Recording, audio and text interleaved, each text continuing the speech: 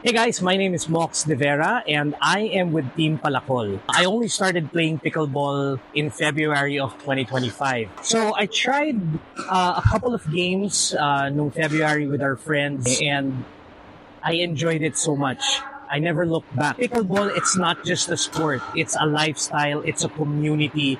It's a social aspect of the sport. When I started, I only had an entry-level paddle. But when we started getting into the game, etong asawa ko, bumili siya ng sarili niyang paddle. And I kind of delayed yung pagpili ko ng paddle kasi when I purchased my very first paddle, I wanted to be talking to me. I wanted to be mine.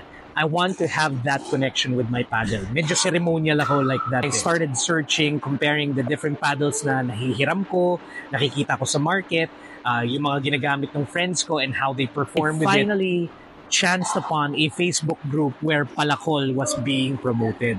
So I checked it out, nakita ko Palacol.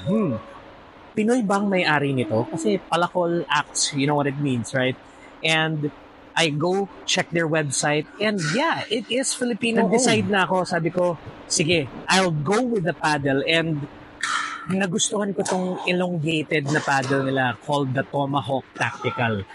It has honeycomb surface for better grip, para maganda yung spin, and it has this sweet spot para mas powerful yung drive mo, mas mabilis, mas magaan, all of the performance things that I want in my game. But let me tell you, hindi ako professional player. I haven't joined any tournaments. I'm just doing this for recreation. Pero I am very competitive. So I want to bring with me something that is also competitive. Kung gusto nyong humanap ng paddle na kakausap sa inyo, Pinoy na Pinoy, all the pride that you can have being a Filipino playing this sport, I would like you guys to try out Palacol Performance Gear. Palacol Performance Gear. Choose your weapon wisely.